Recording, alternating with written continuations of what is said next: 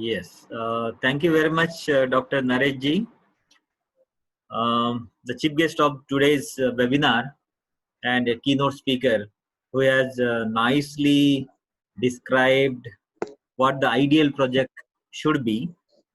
Uh, Respected Dr. Mohite ji, very young and dynamic secretary of this institution, Sri Yuganji,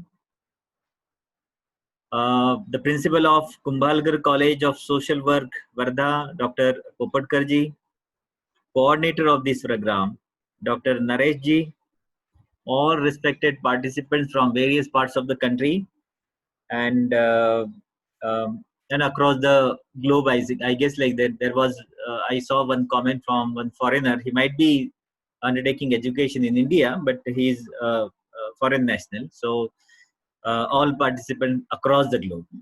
Very good morning, everybody. Still, it is good morning. At the outset, let me thanks the organizers for giving me this wonderful opportunity to share my experiences. Friend, as it is mentioned by organizer, I am working in this field since the last 32 years. I mean, I'm working in education since last 32 years. And I work in various, like it's not like I'm working in universities right from beginning.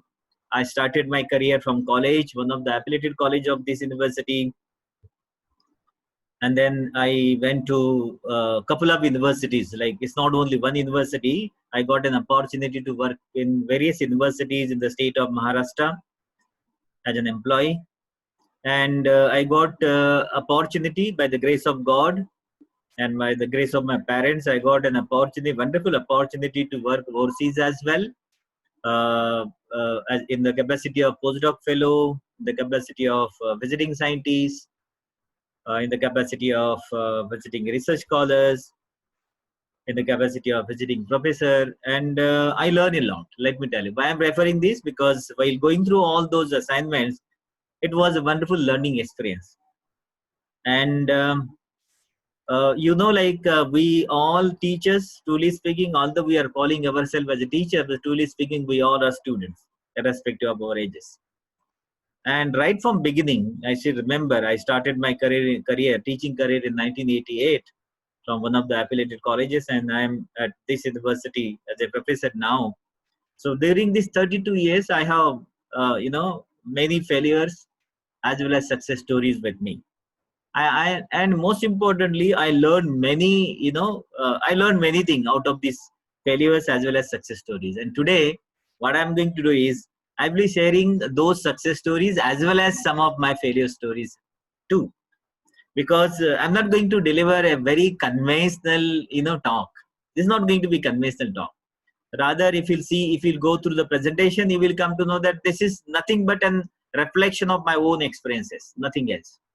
And therefore, because I could see some of the comment from in the chat box that some of the participants were eager to know that whether I'm going to use only English or Hindi, because there are some participants from Kerala, I guess, some South India, and they were worried that if I start speaking in Hindi, they may not be comfortable. So don't worry, I will definitely speak in English only. And I could see some of the participants, they were requesting me not to speak only in English. So I will be I will be keeping myself in very balanced mode. What I mean to say is I will be using very simple English, truly speaking. And truly speaking, this has been my practice since right from beginning, because I am from rural area. I started my childhood from I'm from Vidarbha region, from Akola district, and as I studied from ZP school, and so I know unfortunately today, uh, not unfortunately, fortunately, there are like very a diversified audience today. Otherwise, I always prefer to use a trilingual mode for presentation. I always use Marathi, Hindi, and English. But today, I will be using only in English. But that English will be very much comfortable. Everybody will be very much comfortable. I will not be using any very sophisticated words while sharing my experiences. To let me start my presentation, let me share my screen. Can you please, organizer, can you please allow me to share my screen?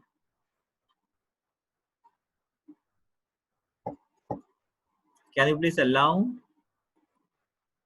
Yes, sir. I'm doing it. Just okay. Okay. Thank you. I think you are the host. You can do it right now. Okay. Thank you very much.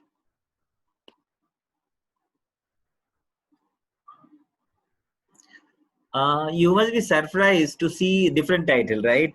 Because whatever title it was notified by the organizers, it was art of drafting research project proposal. Truly speaking, yes, this is an art. I definitely believe that this is an art. And whenever we are talking about art, it requires a very consistent practice. If you really want to earn that art of drafting any, it's not only like funding proposal, drafting any document. So if you really want to earn that skill, it need a very consistent practice. And moreover, the reason why I changed the title, I'm going to speak same thing, nothing else. But the reason why I've changed the title, I thought tapping funding from various resources is going to be ultimate responsibility of teachers in various wherever you are working. Of course, I mean the those who are running institution, they can tap some funding from various philanthropists. But truly speaking, whenever we are talking about infrastructure, technical infrastructure in particular, physical infrastructure, I can understand the organized, I mean, not the owners of the institution, they can tap funding from various philanthropists and they can construct huge building. But no philanthropist is going to, with very few exceptions rather, there are some philanthropists, they do, support for technical infrastructure as well. But most of the time they do support for physical infrastructure. What I mean to say is the building. Very recently in my university, the Bajaj Group of Industry, they have given us 1.5 crore for the construction of building of incubation center. And they said like now we have given you building, now rest of now it is your responsibility now to bring technical infrastructure. So like that, the owner of the institution, they can bring funding from various philanthropists, industries, and the CSR funding to construct building. But only building is not going to serve the purpose, because you must have seen many engineering colleges, they have got huge building, but they don't have technical and intellectual infrastructure. Technical infrastructure, what I mean, like laboratory infrastructure. Intellectual infrastructure, what I mean is teachers. Teacher is also going to be wonderful property for any institution. So although you have a huge building, but as far as technical infrastructure is concerned, first of all, of course, the owner has to play a very significant role to recruit talented people in your respective institution. And if you are really honest at this point of time, like whenever you are recruiting people in your institution, if you are really honest and committed and focused rather, you will be able to pick a right people for right work, right? And there are abundant talent lying in India. Let me tell you, my friend, most of us are, since we are not being recognized in our country, we are visiting abroad, and there are many students, because whenever I was in US, particularly, I was very much interactive with young people, those who were doing their MSc and MS and PhD, and most of them were reluctant to return back to India. The reason for that was in India, many times nowadays things have started happening. We should appreciate the present government, I mean anybody, I'm not praising anybody, but we should thanks the ruling government rather, that they have initiated many schemes for bringing talented people, talented research scholars from abroad, those who are lying there, those who are staying there. So what I mean to say is, since the talent is not being recognized in India, most of the talented students, they are getting settled down in foreign countries. But let me tell you, my friend, I have experience and I have interacted with many senior research scholars, senior professors in US in particular. And after some time you will get fed up with that situation. You will get enough money there, but you will get fed up, and you will love to get back to your country, but by that time you may not be having appropriate platform or opportunity to return back to your country. And therefore my humble request to if I mean if there are principal in this gathering, I mean, in the audience, I will request all those, the authorities of the institution that whenever you are recruiting people, teachers, you please be serious, recruit, talented people, deserving people rather, so that they will be a great asset for you. Because whenever we are talking about tapping funding from various resources, you need a talented teachers.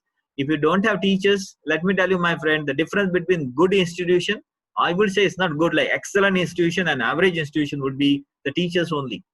Those who are, somehow recruit good teachers, they can excel like anything, because these are the, kind of investment. Teachers, recruited good teachers is kind of investment for everybody.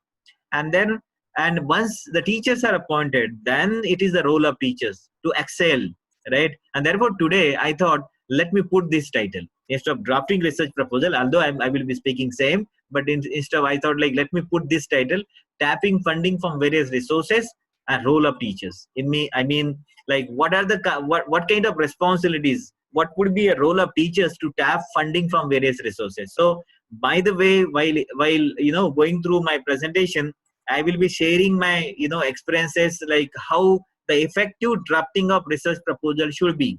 As it is, I should appreciate the keynote speaker. He has nicely illustrated. But those who are South Indian, they may not have understood. But I'm going to tell you the same thing. Whatever he has narrated within 15 to 20 minutes, I will be illustrating those points in more detail by quoting some examples as well. So what I will be doing, I will be giving you the broad guidelines, like what should be your approach to inculcate novelty in your proposal, as well as how can you improve the content style of writing, right? As it is mentioned by keynote speaker, that you need to convince the reviewer, right? Whenever whenever you are drafting your proposal, and when that proposal received by the reviewer, you need to convince that, right? You need to impress, right? And that you can impress by two ways. One is, like, you should be content wise, you should be good.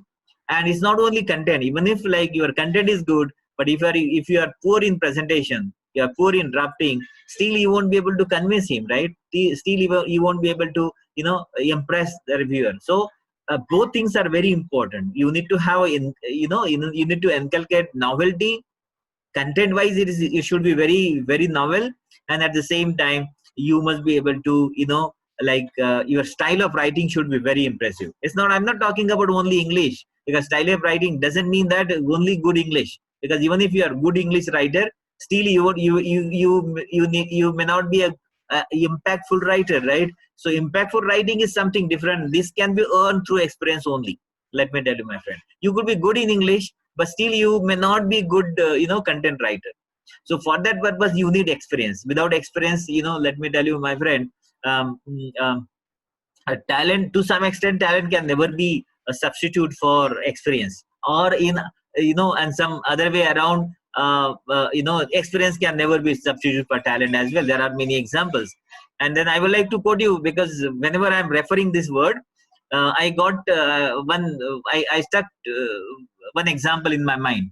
So I would like to quote that example. Like many years back, like maybe around 15 years back, there was a one-day match going on in India. During those days, it was a very old days rather, when Vinod Kamli and Azharuddin were part of Indian team. Azharuddin was captain and Vinod Kamli was emerging player during those days. And that match was going, and match started one down, like one wicket down, and we got Azharuddin playing, and he started playing, and we know, like, Azharuddin, he was also a wonderful player, but in that particular match he was very slow, very slow. Like, he took, since it is one day match, and everybody will be expecting that you should start scoring right from first ball, right? Not at least at least from up to after at least from second over onwards, right? You can have a look of the pitch during first over, but at least you should start scoring from at least second over. And then let me tell you, in that particular match, Azharuddin spent almost couple of hours, almost 3 to 4 hours without scoring single run. And commentator was very panic. He got very uneasy. Like, he started commenting at what the hell he is doing and blah blah blah. And then after that, unfortunately, he got out. and then Vinod Kambi came. And when he came, he started hitting the balls very nicely. And within like 1 to couple of hours, the things have drastically changed. And he passed on one particular comment I still remember. He said, experience can never be substitute for talent. You see, experience can never be substitute for talent. And as far as that particular context was concerned, yes, true. Experience can never be substitute for talent because it was the appropriate context. But truly speaking, let me tell you, my friend, I can quote you numerous example wherein I will prove that talent can never be substitute for experience. What I mean to say is we need to have a balance of both things. You need to be talented and you need to have experience as well. Only being talented is not going to serve the purpose, and only having experience, only turning your hair black to white is not going to serve the purpose. You need to be talented as well, and you need to have a blends of both, right? Wonderful balance of talent as well as experience. So if you can have this, truly speaking, you will be able to hit wherever you will be working. And this is how the role of teacher is going to be. I mean, you should not be like very negative. Most of the institution, what I saw rather, the many teachers, because of one or other reason, I don't want to blame the teachers, but still many teachers they became very negative because of the circumstances, because of the environment. They said like, what can I do? I do have talent, I do have experience, but I am not getting proper platform. I'm not being recognized by my institution. So what should I do? But let me tell you, my friend, it is not your institution. You have to create the opportunity. Like, don't wait for don't wait. Don't expect that your principal or your secretary of your college is going to provide you an opportunity. No, you should create opportunity for you. And it will be like since you are recruited, because teacher is supposed to be a role model, right? And since we are role model for the society, we should be least bothered about the circumstances. We should start working right from first day, like Vinod Kamli, right from first ball he started hitting the balls. Similarly, right from first day we should start working very, very like sensibly rather. And we need to understand like what our responsibility is. And therefore I thought, let me put this title, tapping funding from various resources, because if you really want to enrich your institution with wonderful infrastructure, the role of teacher is going to be very, very vital, very, very prominent. And if you are really enough competent and sincere and focus in your efforts, I'm sure you can bring a lot of money, lot of funding, and you will be let me tell you, my friend, sometimes it happens, right? You may not be recognized to begin with, but keep on working. Don't lose your patience, and you remember, you need to be very consistent. Only being good for 1 or 2 is not going to serve the purpose. You need to be good, you need to be committed for a consistent period of time, right? If you are there since last 10 years, you need to be consistent throughout 10 years. It's not only initial period, right? And therefore, my friend, so if you are really consistent, you can bring a lot of funding, and obviously you will be like most respected teacher in your institution as well. Now let me this should be enough. Now let me move further. So this is going to be outline of my today's talk. I'm going to discuss various facets of tapping funding. So this is how I'm going to tell you what are the different aspects of drafting proposal, very detailed. Like most of the time I will be spending here only, and then I'm going to tell you what are different funding agency in India and as well as abroad. And then once you have a wonderful credential with you, what kind of opportunities you will be having, my friend. That is so let me tell you, whatever you must have listened my biodata, whatever opportunities I got abroad, it's because of my publication record only, nothing else. Let me tell you, my friend, only publication record. If you are really having good publication record, there are people sitting outside the world, in the world, they are going to recognize you, and you will be respected like anything. So I'm going to tell you what kind of opportunities you will be having, and then I will be summarizing. Now, friend, tapping funding is going to be extremely important for overall development of academic institution, as I mentioned earlier, right in the beginning. Because if you really want your institute to excel, to flourish, you need to have, as I mentioned earlier, it's not only the building. the because nowadays, let me tell you, my friend, if you're running not only engineering college, wherever if you really want to attract, because today our students are our customer. You need to treat like this, because you need to create, you need to think you like in terms of business model, right? This is your business, right? Not in terms of earning money in by undue practices, but business in terms of earning student, but I mean attracting student. So if you really want to attract student, it's not, building is not going to be only important. Of course building need to be there, physical infrastructure need to be there, but later on at the end of the day, students are going to see whether, if once you have good buildings, whether it has some technical infrastructure or not. And therefore and then based on that technical infrastructure only, the institution can excel over the substantial period of time. So the pending is going to play a very important role, because if you are bringing funding, there are many, because if you are having a group of teachers, like there are many infrastructure fundings available, like DST fees, UGC SAP, there are many, right? And wherein you can bring crores of rupees, even for individual project also. People think that, teachers think that you cannot bring crores of rupees in college. No, it's not like that. If you are really having innovative idea, if you are really having credential with you, you can bring crores of rupees in your institution, whether you even if you are working in college, right? So you can bring individual funding, you can bring infrastructure. Of course, for infrastructure funding, you need to have a group of people having wonderful research credential. And let me tell you, my friend, research credential cannot be built in one day. It needs significant and consistent efforts, right, over the time. If you can have a consistent effort over the time, over the years, then definitely you can you can build a good, wonderful, solid group, research group with you, which will be having wonderful research credential, and then you will be able to earn a lot of funding for your institution. But at the same time, let me tell you, my friend, many of you, because I know like there are 170 plus audience today, so many of you must have experienced rejection of your proposal. And let me tell you, my friend, don't get demoralized. Rejection is going to be a very normal process. Let me tell you, my friend, so far I have executed around 25 research proposal since since the beginning. But let me tell you, my friend, in the beginning phase of my career, almost like 4 to 5 failures I had, back to back 4 to 5 failures. Like whatever proposal I have submitted to begin with, almost I got 4 to 5 back to back failures. But let me tell you, my friend, I never got demoralized due to that failure. Each failure I try to find out some learning lesson, and I found some learning lesson from each failure, and that is why I could succeed in over the time. So therefore I would like to mention, rejection is very normal. Don't take it I mean, you should be very serious, but don't get demoralized with that, right? Don't get demoralized. So rejection is very normal process. Only thing is, why research projects are rejected, that we need to understood, right?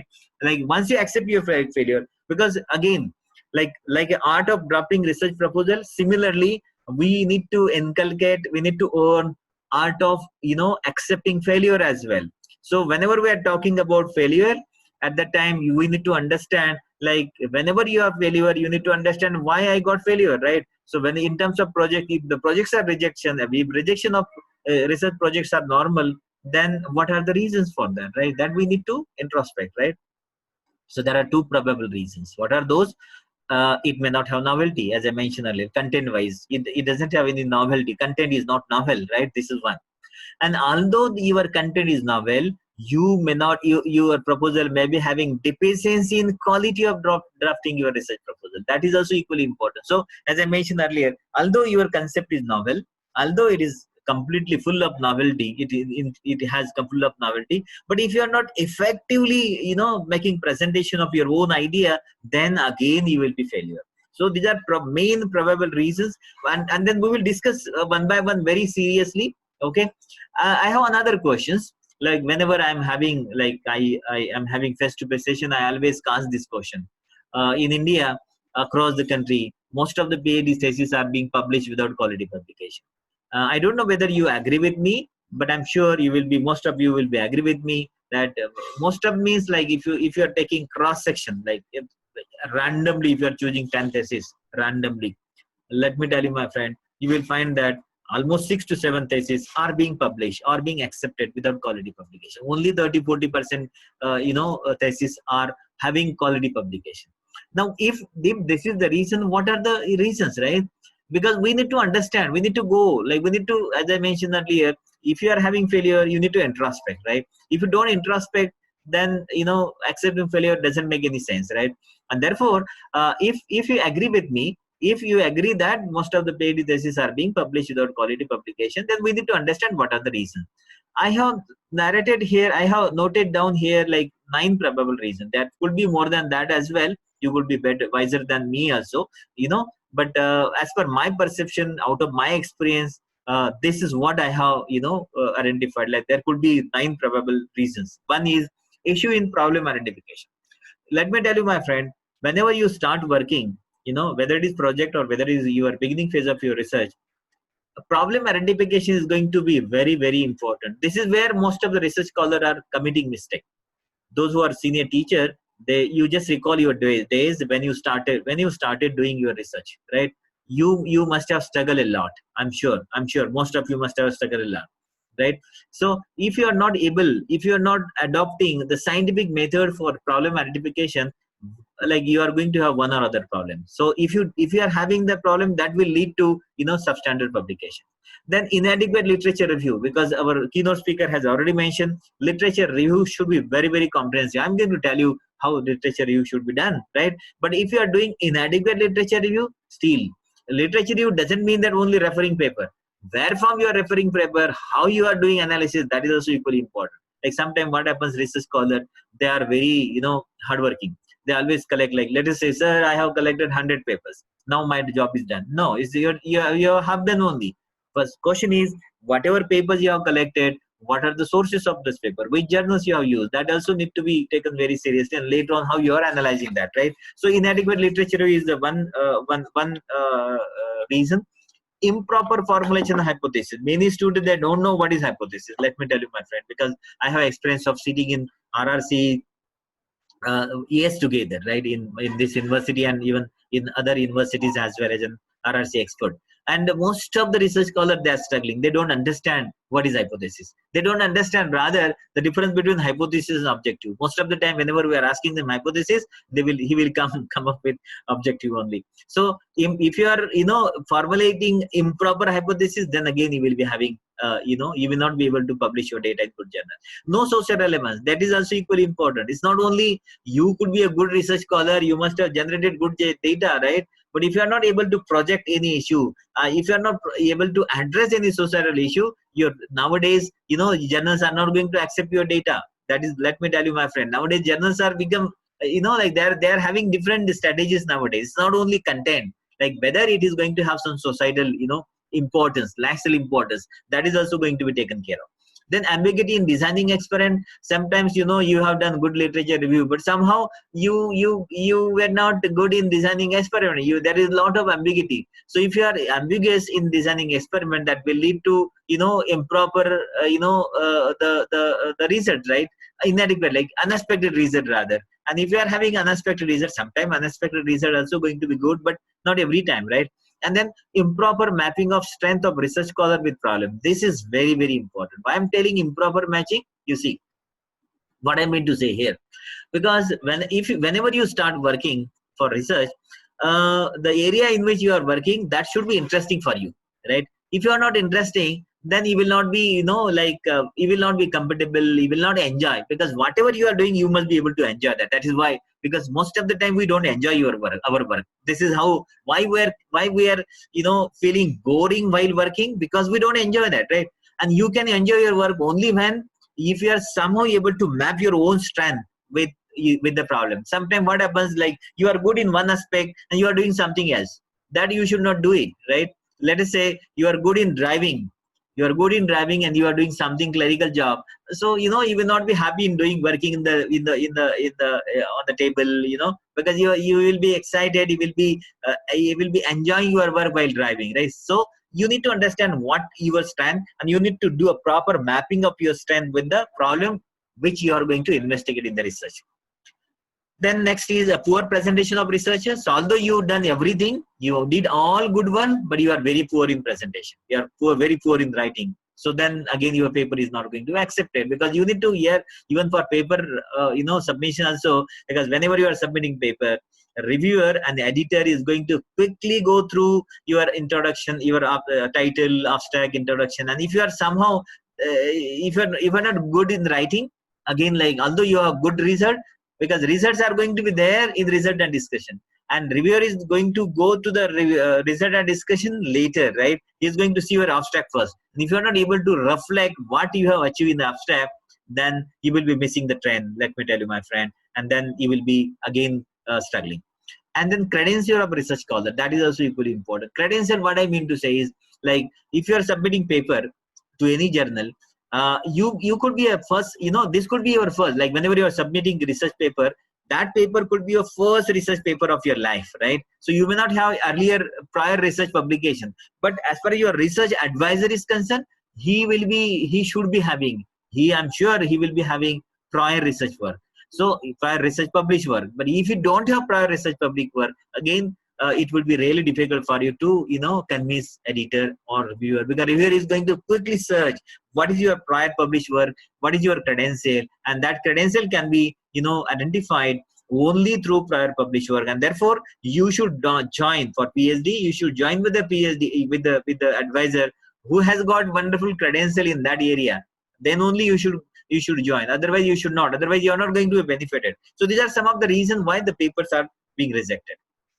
Similarly, I talked about papers are being rejected. Similarly, most of the, because let me tell you, my friend, I am a reviewer of many, at least 3 to 4 funding agencies, right? And since 2009. So since last 11 years, I have been reviewing the project proposal of various funding agencies. And then through that experience, I have identified these issues, right? So what are, why, publication, why proposals are being rejected? Let me tell you, these are the shortcomings. What are those shortcomings? Issues in problem, same, like whatever we have in paper publication, same issues going to be there in project formulation as well. Issues in problem identification, I'm not going to repeat that because we have already discussed. Inadequate literature review, similar problem. Improper formulation hypothesis, because in project proposal also you have to show like what you are going to do and what you are going to achieve at the end of your research. And social relevance is going to be taken care here more explicitly, let me tell you, my friend. Here it's going to be more explicit, because whenever funding agency is going to provide you money, they are going to see whether this money is going to be worth, right? So whether you are going to resolve at least 1 or 2 problem of your funding, society. So they are going to see like whether you have got some relevance. Ambiguity here also, because whatever experiment you will be designing in proposed experiment, that need to be unambiguous, right? Inadequate interpretation of data, it would not be here, because there is no interpretation of data here, because you are going to propose the idea, right? And then improper matching of improper matching of research scholar, the same. Poor presentation of research scholar, same. And research credential. Research credential means here your publication is going to be very, very important, let me tell you, my friend. Because whenever you are claiming, like even if you are farmer, if you are from village, if you are farmer, and if you want to have loan from जो साहूकार होता है ना गांव में, if you want to have a loan from him, he is going to see what kind of credential you have, right? So without your credential, credential means what kind of track record you have. So since last how many years you are having this experience, what kind of credential you have in the field of the farming and all those. Otherwise he is not going to give you loan as well. So funding agency is going to provide you lakhs of rupees, crores of rupees. They are going to see like what kind of, whatever topic you have proposed, whether you have got some credential, whether you have got authority in that, because you need to claim. Let me tell you, my friend, you need to claim that I have previous experience in this particular field. I have been working in this area since last 5 years, 10 years down the line, and then out of that experience I have formulated this. So I would like to take, because this is what I understood. I would like to use my knowledge for resolving this issue of society, and for that purpose I need money from funding agency, right? So that kind of claim you have to make in your proposal. So for that purpose they are going to see what credential you have. Credential could be in terms of the paper published, prior paper published, or it could be in terms of what kind of earlier project you were having. And if this happens to be your first project, then you should have at least 1 or 2 research publication in that area. And even if you don't have publication, I'm going during interactive session, if you're asking question, I'm going to tell you that as well. If you are like beginner, right, you don't have single research paper with you, and still you have some innovative idea, does it mean that you are not going to get project? Still you can get project. Let me tell you, I'm going to tell you that during interactive session. Now, my friend, whenever you are formulating proposal, any proposal, it could be research proposal, proposal could be for funding, proposal could be for, for your fellowship. Like there are many opportunities available nowadays for teachers going abroad, going overseas, many visiting, there are many visiting research scholar avenues, opportunities you can have through various, agencies. So there also you have to submit proposal. And it could be like your PhD proposal as well, right? So whenever you are submitting proposal, truly speaking, you need to do viva analysis. Now here, my friend, I would like to introduce you one very important concept of Kaizen. Now, Kaizen is a particular Japanese business philosophy for continuous improvement of working practices and personal efficiency. So this Kaizen, Japanese started implementing Kaizen since years together. Let me tell you, I've been to Japan for at least more than 5 times, because I do have collaborators there. So I'm frequently visiting Japan, and I have seen their academics, right? So they started, Kaizen concept, they started adopting. It's not only industry, they started adopting in academics as well. Now question is, what do you mean by continuous improvement? Let me tell you, my friend, in India, industry sector, they started adopting Kaizen since last many years. If you go to the industry, because since we are running industrial automation, automobile technology, we are connected to many industries in and around Aurangabad. So we are regularly visiting industries. So in industry, they started adopting, they started asking their employee to do Kaizen every year. There are Kaizen competitions in industries. The Kaizen competition means like what their employers are asking them to do some sort of improvement. Like I can quote one example. For example, you are working on one particular machine, wherein like on that machine you are day to day, every day you are developing like 100 devices, right? On that machine you are being able to develop 100 devices per day. Now your boss can tell you that fine, this year you are giving me 100 devices per day. Now next year onwards, like during this year you think what you need to do, what should be like improvement in the processes, in the raw material, whatever, right? But next year onwards I want some incremental achievement, like incremental achievement, improvement rather. In what sense? Like I want now 110 devices instead of 100, I would like to have 110. So whatever you have to do in terms of raw material or whatever, you need to give me 110 devices. If you don't do it, you will be removed. And this is what it is happening. Let me tell you, my friend.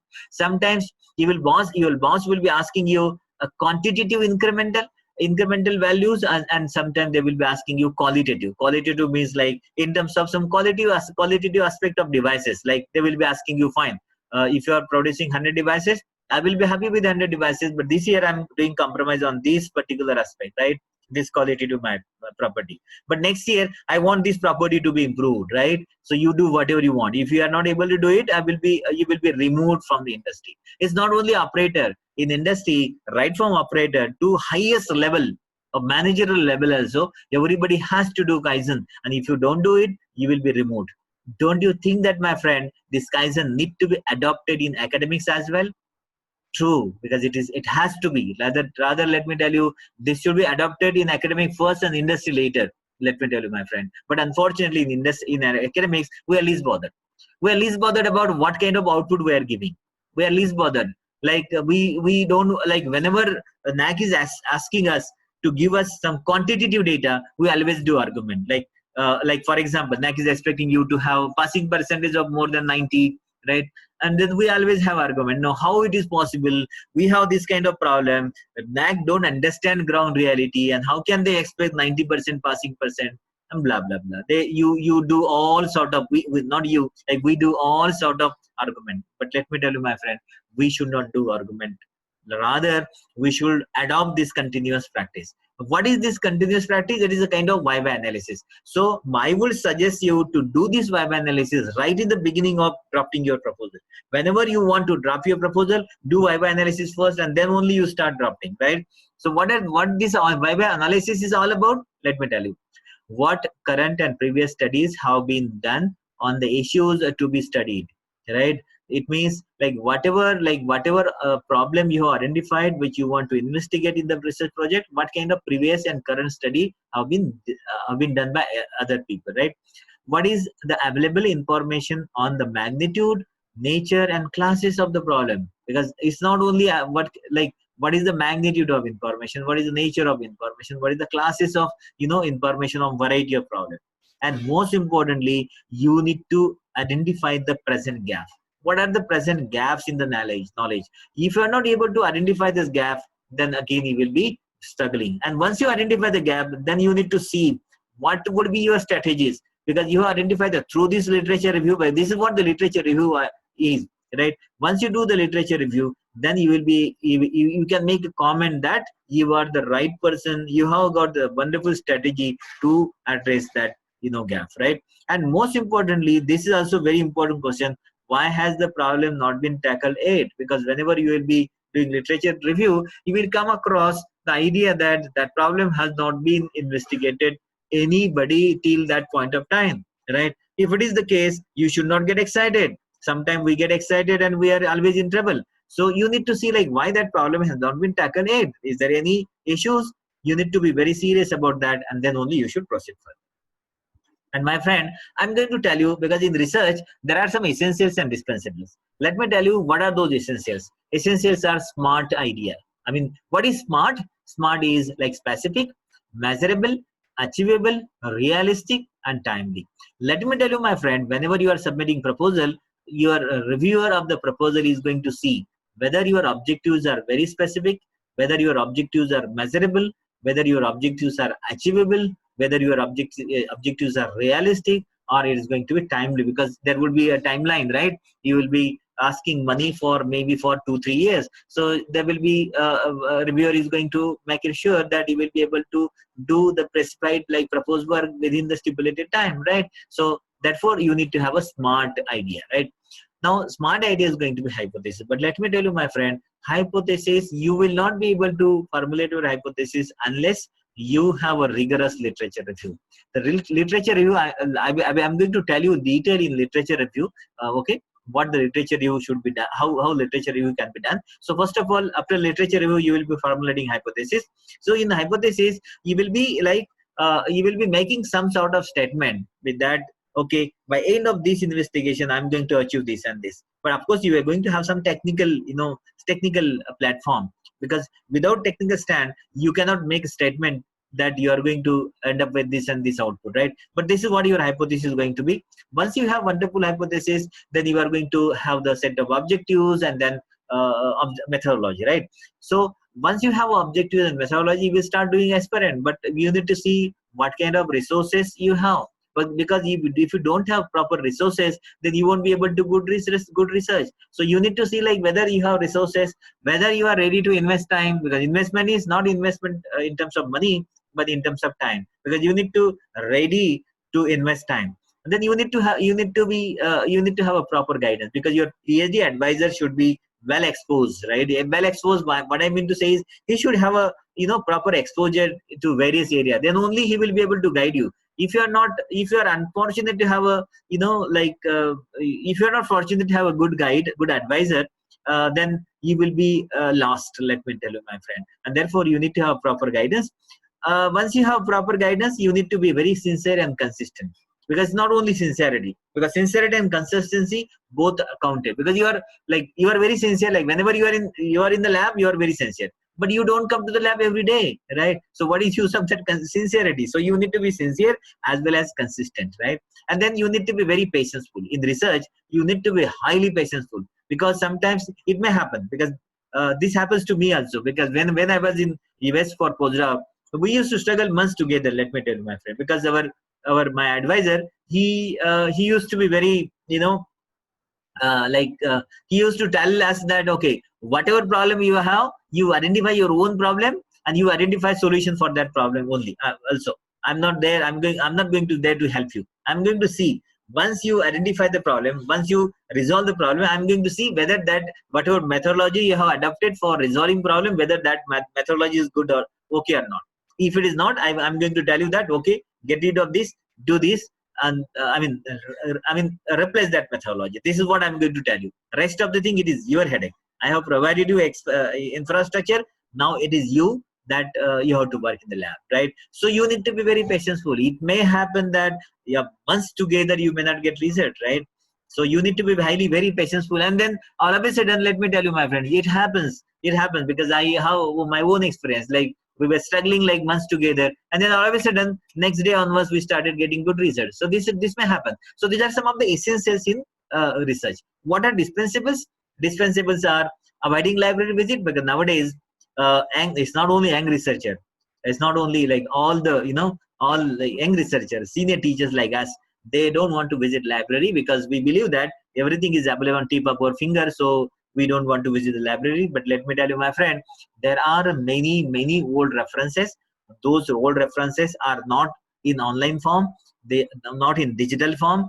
They are going to be available in hard bounded copies in the library. And you need, if you really want to have a very wonderful hypothesis, you need to refer those old references as well, right? So you need to go to the library. These are okay. Avoiding library is going to be dispensable. Then plagiarism. Let me tell you, my friend, nowadays everything is available on net. Everything, whatever you want, everything is available, and you may get tempted, right? Whenever you are drafting manuscript, like if you quickly do the literature review, you will get n number of manuscript available, right? And then you will get many writing script tips as well. So you may get tempted to copy as it is in your own manuscript. And this is where, like, most of the research scholars are nowadays committing mistake, and they are getting in trouble, right? They are putting themselves in trouble. And so you should not be even, like, it's not only the self plagiarism is also very dangerous, because nowadays if you are having couple of published paper earlier, you are going to use same data, not same data, but same phrases, same methods. Okay, that is what we call as self plagiarism, that need to be avoided. And then avoiding logbook entries. Most of the, it's not only science student, because everybody, whether you are science student or whether you are student or teacher, whether you are science to student, teacher, or social science, you need to have your own record. Whatever you are doing, whether you are reading material, whether you are doing some experiment, whether you are doing some survey or whatever, you need to have your record, logbook for that. Yeah, unless you have logbook, sometimes you never know, the plagiarism. Sometimes, nowadays we are living in global village, my friend, right? So nowadays, whatever you are writing, you never know, right? Somebody may claim that you have stolen his research paper. If you are having logbook entries, sometime it may happen, like whatever graph you are producing, there could be similar graph must have produced, must have published by some other researcher earlier, right? And they may file a case against you in the court of law, and you may be in trouble. For that, in order to save yourself, you should have a logbook entries of what you are doing. And if you are really having logbook entries, not computerized, handwritten, then that could serve the purpose for getting rescue for you against the plagiarism in the court of law. Okay, then whenever you are talking about formulation of identification of problem, identification of problem itself, as I mentioned earlier, identification of problem is one of the key aspects, and we need to keep all our senses open whenever we are identifying problems around us. So that is why I said, like, keen observation, keep all your senses open, right? Collect the data, collect the read as much as you can, and then that will help you to formulate your hypothesis. Once you, after literature review, and then once you formulate your hypothesis, you will be able to set your objectives and methodology, and then you will be planning for some experiment. As a result of that, you will get some data. That data could be expected data. If you are having expected result, you will be very happy. You will be doing analysis and conclusions, and you will be happy face person. But sometimes it may happen that although you are a very genuine person, you did lot of hard work, but you may end up with unexpected data. Let me tell you, my friend, here, whenever you are having unexpected data, don't throw that data away. Sometimes what happens, whatever unexpected data you got, you may not be properly equipped at that point of time to interpret that data, right? So don't throw that away, keep that with you. If your advisor and you, if you're not properly equipped to interpret the data, what you can do, you just identify in due course of time, you identify proper expert, discuss with them, him or more than one person, and see whether it has something, right? We never know, this unexpected data may lead to Nobel Prize. Nobel Prize, what I mean to say is, it may lead to a wonderful publication in a very high impact journal. So don't throw that unexpected data away. Now, this is all what the essentials for good research and what are the dispensable. Now, let us discuss about the overall organization of project proposal. So, first of all, there are three aspects of any project proposal: science, management, and budget. What is science? Science is talked about like feasibility and time scale. Like whenever you are talking about writing proposal, right? Still, you are I'm taking. I'm telling you, how you are getting ready, how you should get ready for drafting proposal. Okay, we are still going through that phase only, right? Feasibility. So whatever idea you are having, let's say you did literature review, right? You did everything. Now you need to see like whatever idea you have, are those ideas are feasible? Are those ideas can be whatever the proposed objectives you are having in your investigation, whether you will be able to achieve those objectives during a stipulated time period, that you need to understand. This is what about science. What is management? You need to understand like what kind of personal manpower you need, and the other resources, whatever resources you are expecting from funding agency. But apart from that, what are the other resources you need, right, within your institution, right? And then what are the linkages? How many you may need in order to fulfill the objectives? You may need to have some linkages with some other institution. So what are the linkages with other groups and facilities that you need to explore right in the beginning? And then budget, justification. Like whenever you are talking about budget, there should be some there should be some consistency between objective, methodology, and budget. Because whatever you want to do in objective, that should be there in methodology, and accordingly you need to demand some money, right? Otherwise, sometimes what happens, this is what I saw in most of the proposal, that they want to do something else and asking something else, right? So there is no proper justification. So if you are having this kind of problem in your proposal, you will be having tough time to get your proposal funded. What are the essentials? Although you have got wonderful science is outstanding, but preparation with funding agency is also very important. Funding agency preparation means what? Let us say, now for example, you want 30 lakhs, right? You want, let's say, 40 lakhs for the work. Like whatever problem you have undertaken, you need 40 lakhs rupees, right? And you are going to the agency where the extreme limit is only 20 lakhs. So it's not going to serve the purpose, right? This is one thing, right? Other is like you need to see what are their priorities, what are the targeted areas. The targeted area is whatever work you are doing, it's not lying under their targeted area, so it is meaningless. Like it doesn't make any sense. You are going to lose the proposal, right? So that kind of preparation you need to do with the agency. Similarly at the institution, like you should have proper rapport with your principal. He should allow you, he should provide you some facilities for implementation of your project. That kind of preparation you need to do well before submission of proposal, right? Then care in presentation. Sometimes what happens, even though you are good in science, you are good in everything, but you have your proposal is badly organized. You are very casual. There are very sloppy errors. There are some spelling mistakes. Whenever you are presenting, your approach is very casual. You are very negative. You are low energy person, right? So if you are having this kind of problem, again, you will not be good person to be funded. Follow up, like once you submit proposal, you need to be good in follow up as well. Forget about funding, like submission, before submission also, because you need to have a proper rapport with funding agency also. Like for example, if the funding agency headquarters is at Delhi, and for some reason if you are going to Delhi, you need to spend at least 2-3 hours. Go to that funding agency, identify the concerned scientist or program officer, have interaction with them, tell him that what kind of research you are doing, what kind of credential you are having, what kind of infrastructure you are having, and why do you need money, right? You convince. You can have a small presentation, PPT of maybe 2-3 slides, or 4-5 slide, give them, show him presentation, so that whenever new scheme will be announcing, he will be, like enthusiastically keeping you updated that, okay, this is what the new scheme is, please apply. So that kind of follow-up is also needed nowadays. Now basics. Now, first of all, you need to see what you related to your field. Is the work is fundamental in the field? Whatever work you are proposing, is it fundamental in the field? Because accordingly you have to justify. Because whenever you will be going for presentation, they are going to ask you whether your work is fundamental in nature or it is application oriented. Sometimes, many times I saw the PI, they are confused whether their work is fundamental nature or application oriented. So you need to understand whether my work is fundamental in the field. Does it have broader implications? Does it make use of emerging technologies? Can it be done on time within the budget? So these are some of the questions that you need to ask whenever you are drafting your proposal. Like, these questions may provide you wonderful inputs, right? Then regarding your competition, right? What you have to do? What questions you have to ask? Are many people trying to do the same thing? If everybody is trying, if there are many people trying to do same thing, you should change your track. Right? You should have some kind of deviation that you need to understand, right? How does your approach is going to be different from others? That you need to ensure.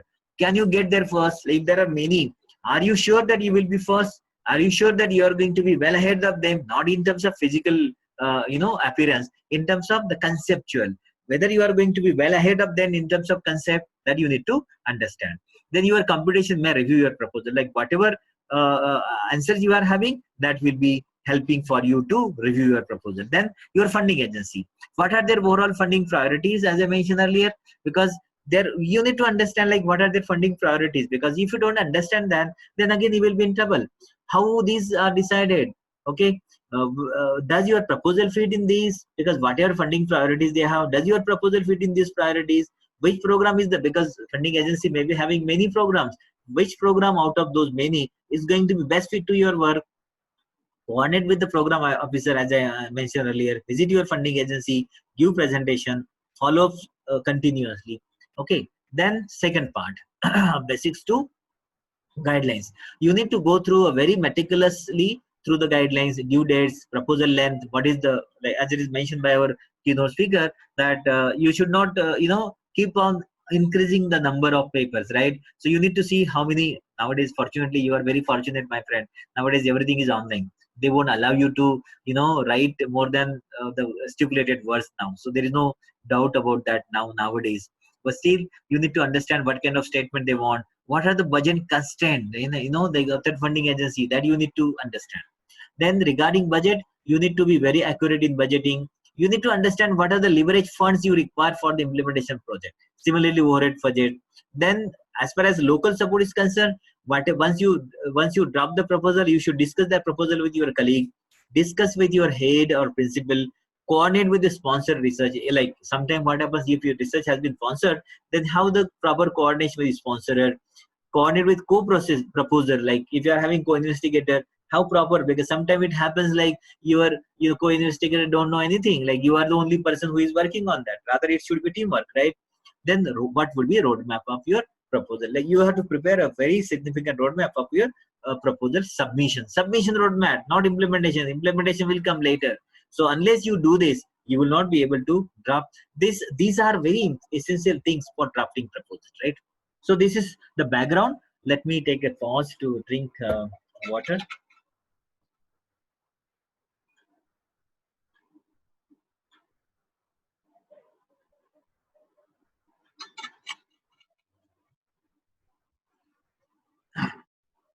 Let us move ahead. Now, there are 4 important key aspects of drafting research proposal. I'm just taking you like one step ahead now. Now, I've created your mindset. Now we are moving ahead now, right?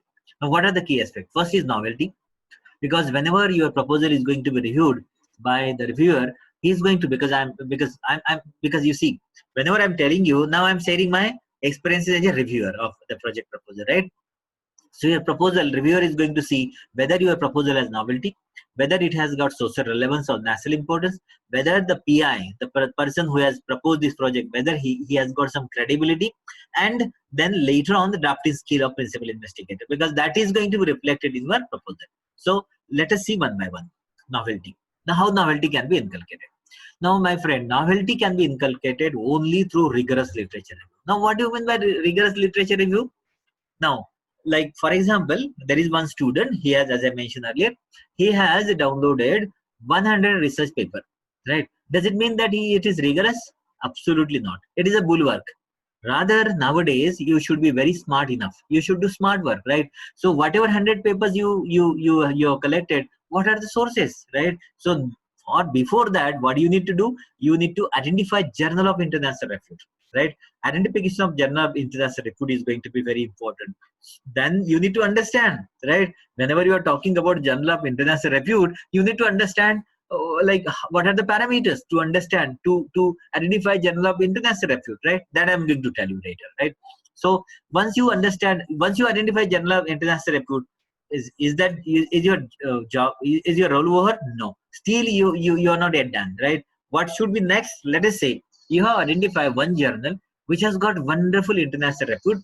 Let us say nature, you know, like most of you must be well familiar, nature, right? So you identify nature is like you said, like this ultimate journal. Now I've done my job. No, now you need to go ahead and see whatever topic you are going to undertake, whether you have papers published in that journal related to your topic area of interest. If no, then what is the area of what is the benefit of that good journal? Nothing else, right? So once you identify journal of international repute, then you need to identify journal in your own focus area, right? That is very important. And then let me tell you what you have to do. Now I am going to tell you how literature review can be done. So let us say you identify good international journal you are very familiar with. I'm going to tell you in the next coming slide how journals can be identified, but let us assume that you are good in identification of journal. You identified and you make it sure that you made it sure that the most of the journal papers are from your area, right? So that is the one good thing that you have done. So you have, let us say you have collected 100 papers. So what you are going to do then? You have to segregate those papers. Segregate on the basis of their objectives, segregate on the basis of their methodology, segregate on the basis of their interpretation, right? And then see, on the basis of, like, you may segregate 100 papers in 3 to 4 groups, right? And then remember, whenever I'm talking about rigorous literature review, it means you have collected old references which may not be in digitized form and latest references. If you are working in the month of December, you need to refer, let us say in the month of December 2020, right? You need to refer the papers till November 2020.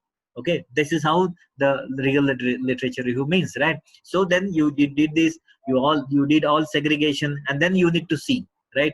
What kind of, after segregation, what are the objectives of those, you know, different groups? What are their methodology? What kind of methodology they have adopted? What kind of interpretation tools they have used? What are the statistical methods they have adopted to interpret the data, right? And then what kind of conclusion they have, and most importantly, what kind of pitfalls they have in their investigation, group wise, right? So once you identify all those details, then you will be the right person, because once you identify pitfalls, then you see whether you have some credential in, you have some credential to address those pitfalls. If it is true, then only you should go ahead. Otherwise, get rid of all those papers, select another 100 papers. This is how I always ask my student to do.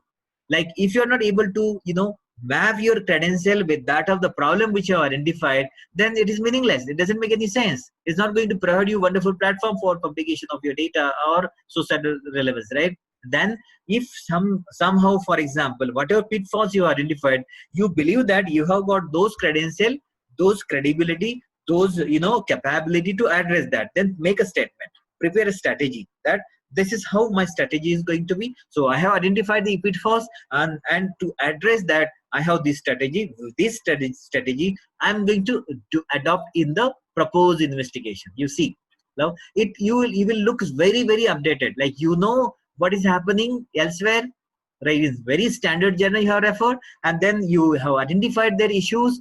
You know what are your credential, and then now you have prepared the strategies to address that. It means it's going to be novel, very much sure, right? If you are having this kind of literature review, this kind of strategies to be adopted before submission of proposal, let me tell you, my friend, you are going to be successful, and only successful in your presentation. Nothing, you are not going to test the test of failure. Now the next is identification of the potential research group. Like this is also equally important. If you really want to inculcate novelty, you have done all the hard work, right? But somehow you have missed this, one of the very important step. Why? I can quote one example for this as well. Let us say you did all hard work, all rigorous literature review, and then identify pitfalls, made the strategies, like, did work, drafted, got the result, drafted manuscript, and submitted to the journal. And then once you submitted journal, maybe after a couple of days, nowadays editor is going to go through your journal, your paper, and within 2-3 days you are going to get the email that whether or your status will be updated on your portal, because most of the journals are nowadays online, right? And then they put the status updated status would be your paper might be rejected straightway on the basis of initial screening, or it could have entered into the review process. Now, what could be reason for rejection? Reason for rejection could be you may not have novelty in your investigation. Now, question is, if you have done all this rigorous literature review, how you are missing novelty? The reason could be you have missed to identify the potential groups working in your area. That is very important. Let us say you are working in one of the very emerging area, and there is one more group in US working in one particular university, and you are unaware of their investigation. And they are doing same work, right? And the time by which you have submitted your data, by that time they have published data on the same, they have published their paper on the similar kind of work. So your work is no more novel, right? And therefore, my friend, if you really want to inculcate novelty, you need to see what are the potential research group working in India as well as outside India. If you are missing this, again you will be missing novelty. So therefore, novelty is not an easy task, right? It has to be tackled very seriously. Next is social relevance. How social relevance can be inculcated in your proposal?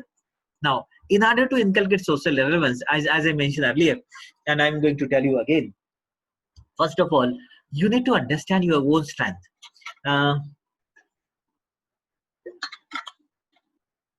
We know NAC has made it mandatory for us to do the SOC analysis, right? And it's not only one-time business, right? Doing SOC analysis is not one-time business. NAC is asking us means every institution to do SOC analysis after every 5 years. It means after every 5 years, we need to do the fine tuning. We need to do the introspection, right? 5 years will be little bit longer time, my friend. For us, it need to be continuously updated. You need to be continuously updated.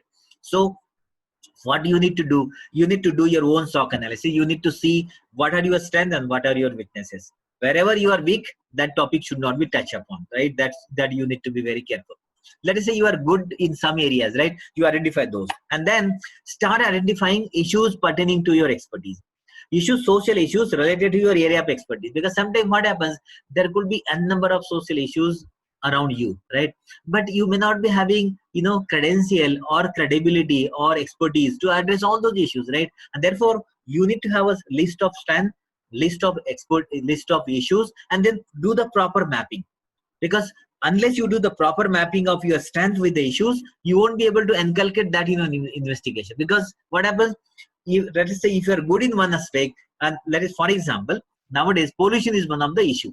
Pollution is one of the issues. What we can do, the pollution, it could be water pollution, it could be sound pollution, it could be air pollution, right?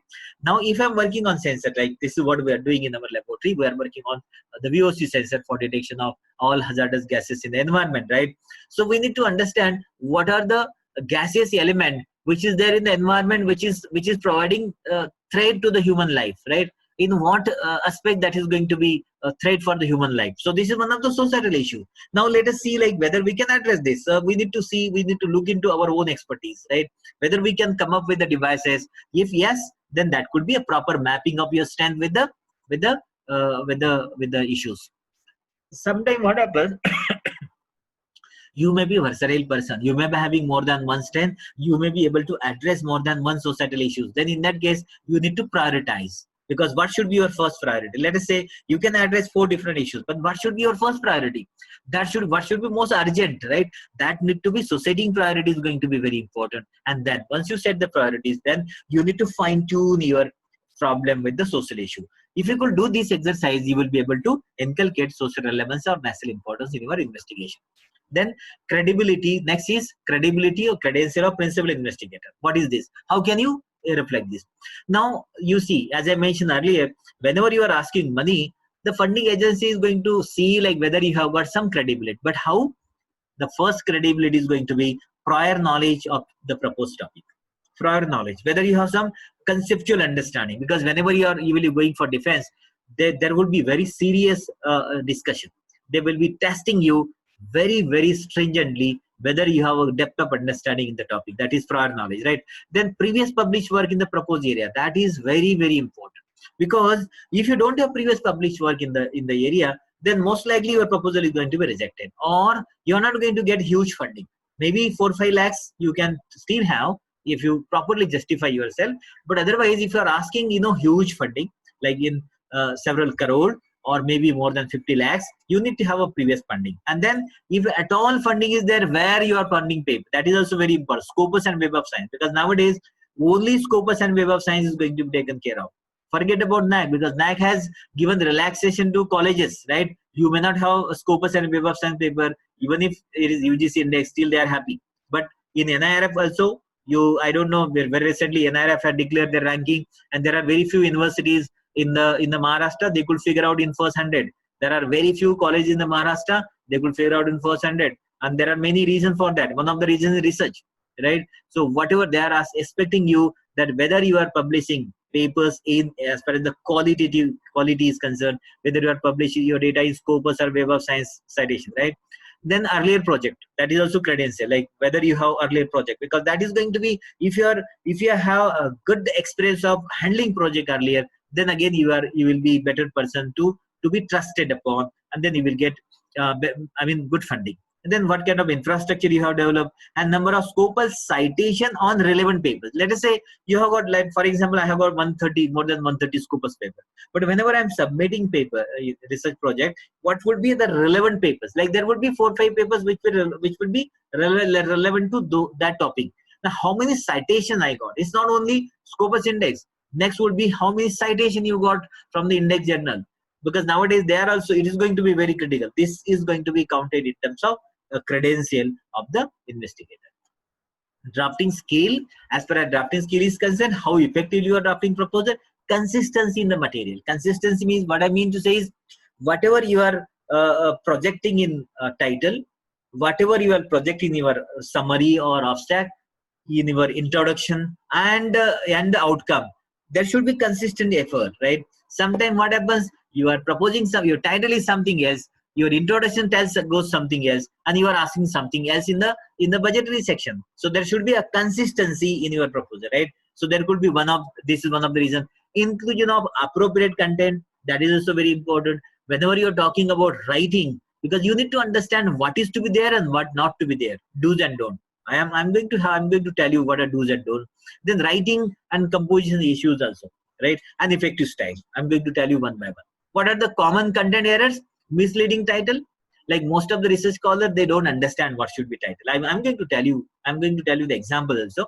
Inaccurate abstract and summary, incomplete introduction or background, inconsistency in hypothesis, objective, methodology, budget, illogical timeline, because you are going to provide the timeline also. If there are 9 objectives, how many time you are going to spend for each and every objectives over the time, right? And irrelevant outcomes, like what outcome, that project proposal you need to mention, like what we are going to achieve. So those outcomes should be relevantly, figure out there. That should be inconsistent with your objectives and methodology. If those are irrelevant, again, these are some of the common content errors. Now it is already 1 o'clock. I'm going to skip this because otherwise it won't be possible. I just want to tell you like what the impact factor is all about. What is H index? What are the list of academic databases? This is just an for the social science people. And let me spend maybe a couple of minutes here. For social science people, always they believe that they have a lot of argument that they don't have a good, the Web of Science journal in arts and humanity. But you can see, my friend, this is arts and humanity citation index. Who is looking up the Web of Science, and this is arts and humanity. Many journal. Similarly, Indian Statistics Index, Science Statistics Index for social sciences, but Scopus is again multidisciplinary. and the Springer is also again multidisciplinary. This is all about Scopus. When Scopus started from 2004. They are looking up the journals and like book series also. Web of Science also interdisciplinary. They are now Clarivate Analysis is looking after that. ResearchGate is not a the database. This is basically social networking site. In fact, nowadays, if you are not enough interactive on ResearchGate, because this is a kind of platform wherein you can share your experiences, share your thought, raise the question, answer the responses, and if you are really active, then your RG score will be good. But let me tell you, my friend, if your academic reputation is good, but still if you are not interactive on RG score, your RG score is not going to be good, and therefore RG score is not going to be considered nowadays as a indicator of academic reputation. Google Scholar, if you don't have anything, at least you have an account on Google Scholar. See whether you have at least Google Scholar citation, because Google Scholar database take care of non-index journal as well, substandard journal as well, some non-index journal. I will not use substandard word, but non-index journal, right? And this is an example. You can see here Google. These are my numbers, right? Google Scholar, Scopus, and Web of Science. You can see my total publication on Google Scholar are 211. As I mentioned earlier, Google Scholar take account of some non-index journal also. But Scopus, these are only index journal. You can see Scopus 133, I am having 133. Web of Science is little bit higher, right? On higher side. So you can see 119 on Web of Science.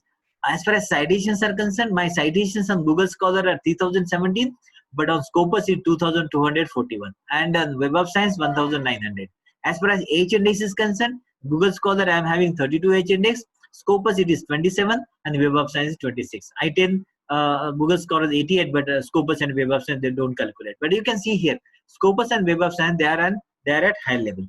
And these are the 4 parameters that you need to see whenever you are selecting journal of international repute. You need to go to the journal site and see site score. What is your site score? Because site score is always take care of their citations during last 3 years. Then fire impact factor.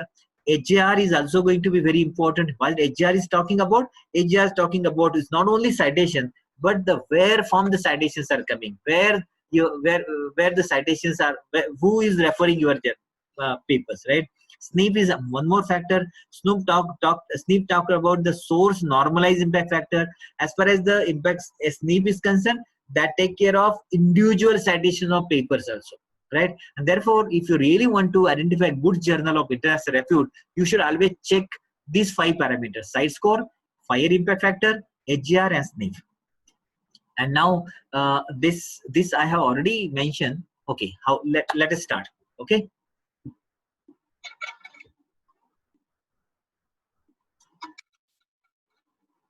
So you have clear all the basics now. Topic ideas. I told you like how the topics ideas will be generated. Let us say by this time, because you have done literature review, right? You have identified the methodologies. You have identified common pitfalls. This is what it was mentioned by our keynote speaker, that you need to identify pitfalls, right? Getting started and putting all together and then raise the questions. Okay. Whenever you are talking about your proposal, it should be clear and unambiguous. It should be logical. It should be empirical. There should be relations between variables. For social science people, whenever you are using variables, there should be proper relations between variables. It should be manageable and it should be interesting as well. This is how the organization of your research proposal will be: title, abstract or summary, introduction, and then hypothesis, aims and objectives, methodology, work plan, budget, ethical consideration, outcomes, bibliography, and appendix. Let us go one by one. What should be title? Let me tell you, my friend, title needs to be attention grabbing.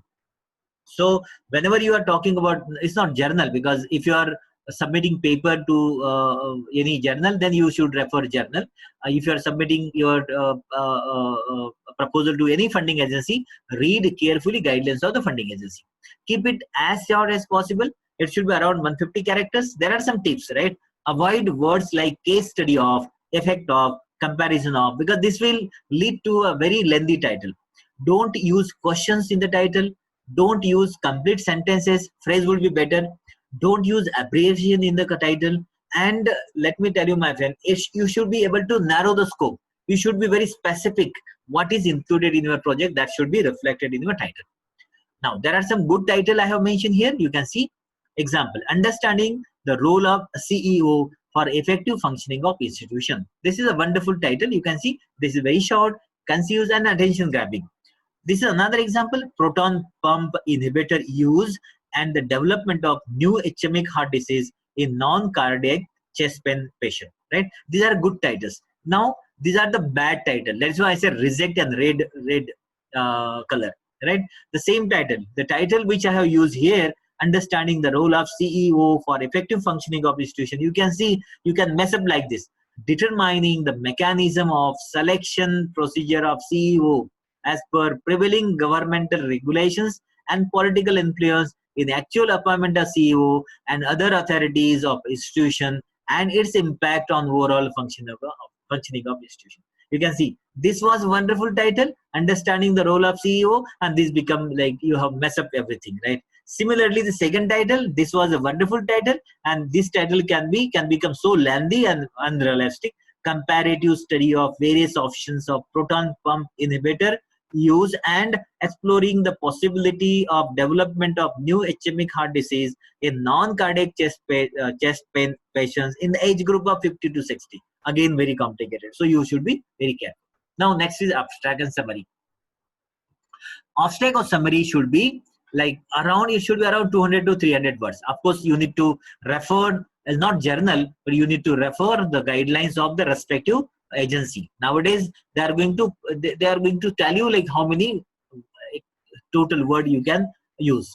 Now, what abstract should reflect? Abstract should reflect what you are going to do, what you are going to achieve, and what you have done, what you have how you have done, and I will say what you will be doing, what you have done instead of what you have done, what you should do because this is now your project proposal. You are proposing, right? You have not done the work, you are proposing, right? So this question should be what you will be doing. What does it mean? Now you will have to write in the summary what you are going to do, right? How you will be doing means what kind of methodology you will be using, and what you are going to achieve is what are the probable results. So in summary or in abstract, there are three aspects should be reflected. What are those? Like what you are going to do, how you are going to do, and what you are going to achieve. Means your objectives, methodology, and outcome should be reflected in your summary.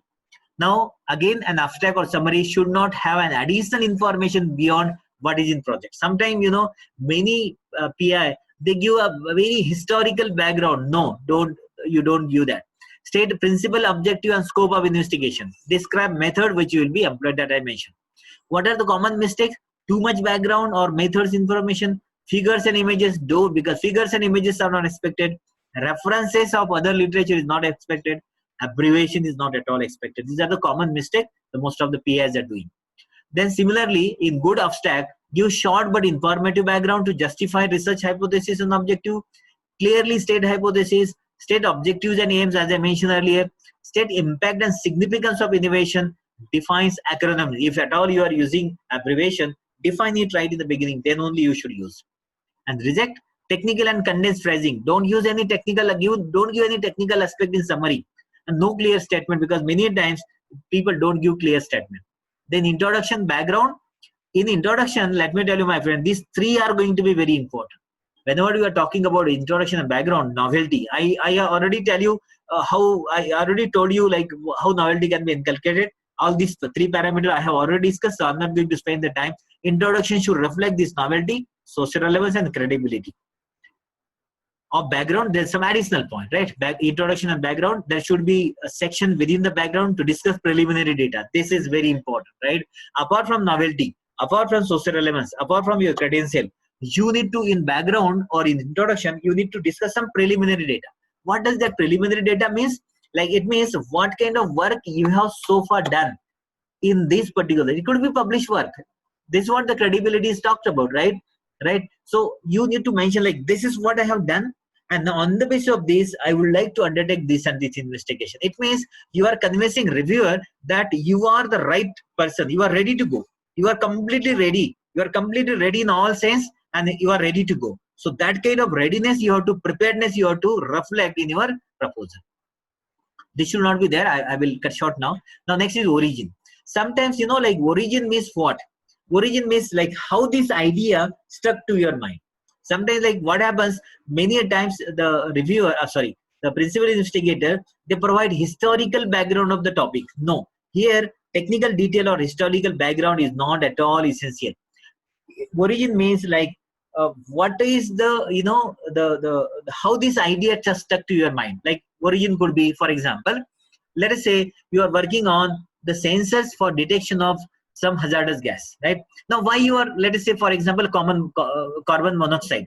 Carbon monoxide is one of the, you know, pollutant which is coming from vehicle exhaust, right? So this is one of the serious concern as far as the human being is concerned, that can pose very serious threat to the human being. So this is the idea. This idea I got from one literature, let us say, right? And then I started working ahead. Then I collected some literature.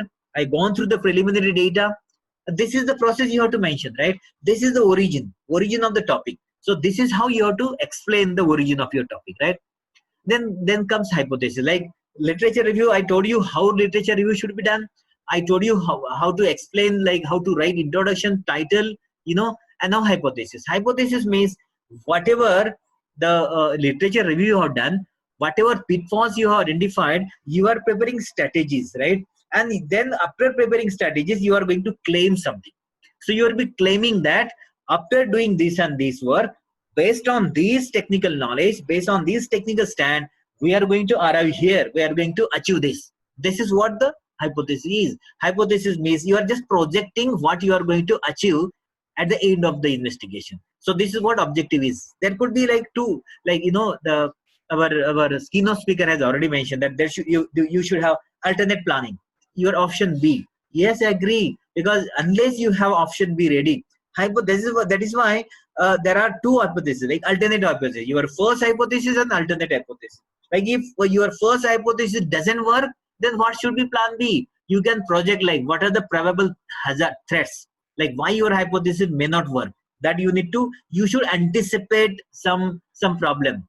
You should anticipate some problem. Based on those anticipation of problem, you will be having alternate hypothesis. Unless you have two hypotheses, you are not going to be considered as a sound person to, you know, like achieve the funding. And then the objectives, like there could be, first of all, like I'm going to tell you the specific objectives rather, because overall objective may not serve the purpose. The specific aims, what should be specific aim? Now objectives is going to be a sort of, the hypothesis is some sort of paragraph in which you are claiming that what you are going to do and what you are going to achieve and why you are going to achieve, that is going to be reflected in your hypothesis. Now how you are going to achieve that need to be specifically planned step by step in your objectives. What exactly? This is kind of a mission statement. This is kind of a mission statement. Hypothesis is something like vision, right? And you know, like specific aims is something like, you know, like mission statement, how you are going to do. And therefore your objective should be in bullet form, always should be in bullet form. It should be around 5 to 6. If you are from social sciences, at the most 9. I would not advise you to go beyond 9, because if you are from social sciences, your project proposal duration would be most likely 2 years. If you are from science, it could be 3 years. So 3 to 4 years, at the most 4 years. So 3 to 4 years could be duration. And therefore at the most, if you are really struggling to, you know, reduce down your objective, you should not go beyond 12. My suggestion would be, ideally it should be 5 to 6. So make it sure that you have complete control on your objectives, right? So whatever objective you are talking about, you should be very sure that those objectives are smart, right? Very specific, measurable, achievable, and timely, right? So unless you have those smart objectives, you are not going to achieve this. And then next would be, this I have already mentioned, right? Then significance of the work. Now whenever we are talking about significance, like let us say I have already quoted one example, right? Let us say carbon monoxide. You need to identify, like if you are from social work, so you must have identified some societal issues, right? So if you are submitting some proposal, like you could submit your proposal to ICSSR, right?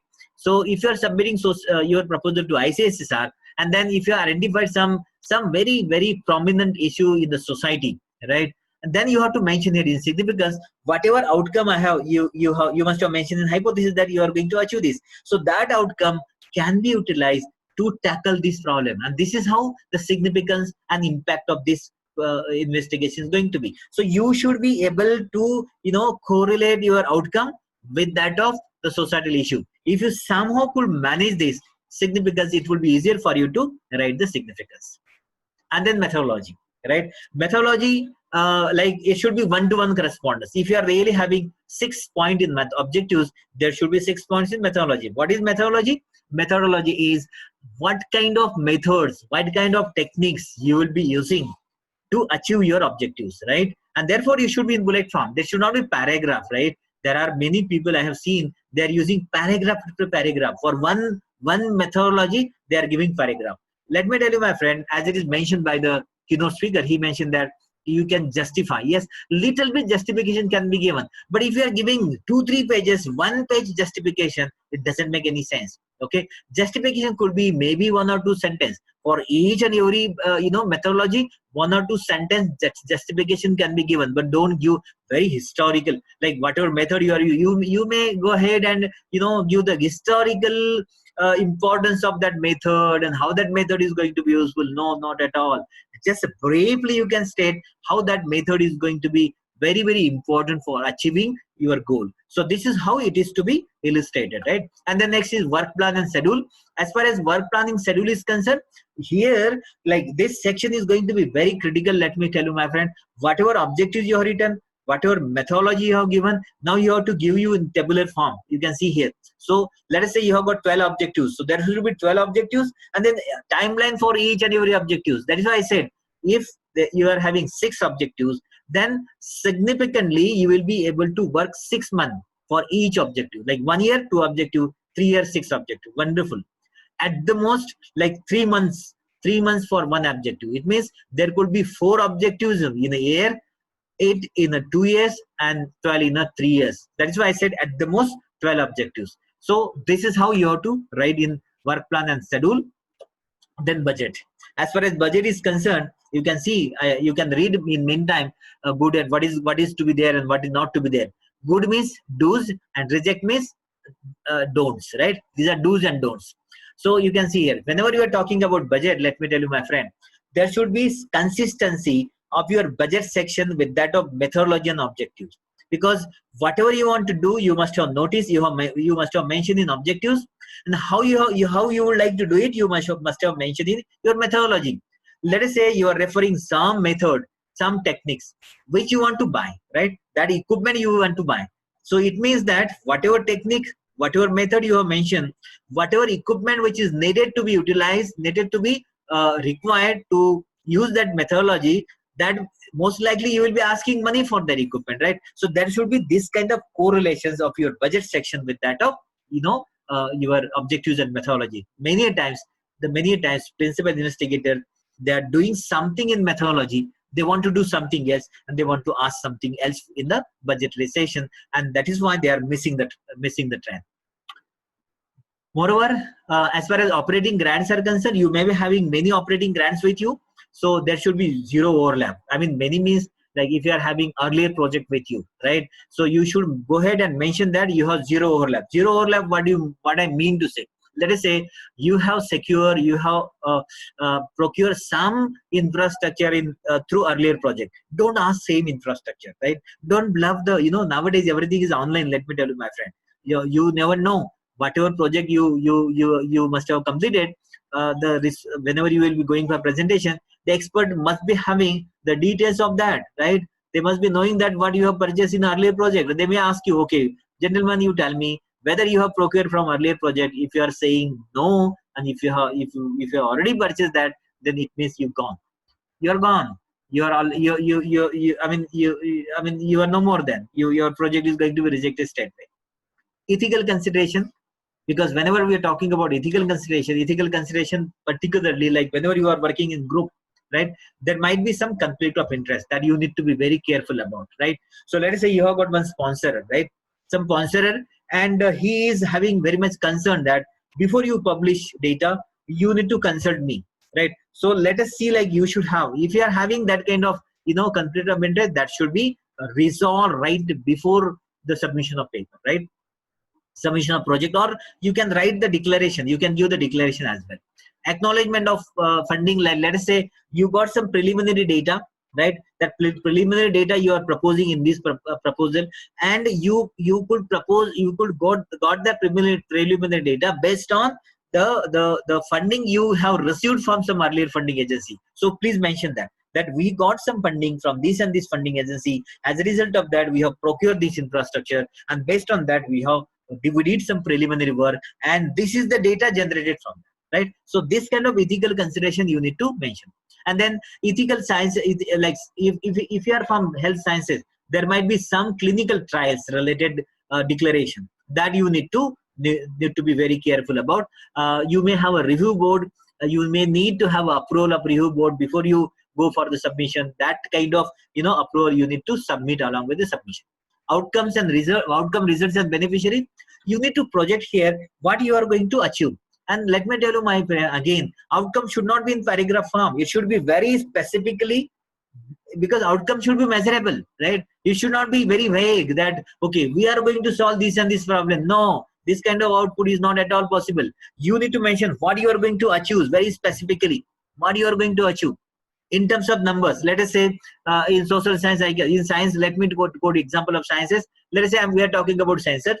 Now, whenever I am talking about sensor, I can go ahead and make a statement that my sensor is going to have these and these properties. Okay, these properties, which are going to improve the properties as compared to the prior published work.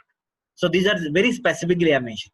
Similarly, if you are from social sciences, if you are talking about some societal issues, some problems, you collect some figures, right? What are the figures before you undertake the problem? And what is going to be incremental figure after investigation? Those numbers should be mentioned here. That is why I said this should be, outcome should be measurable, very, very measurable, right?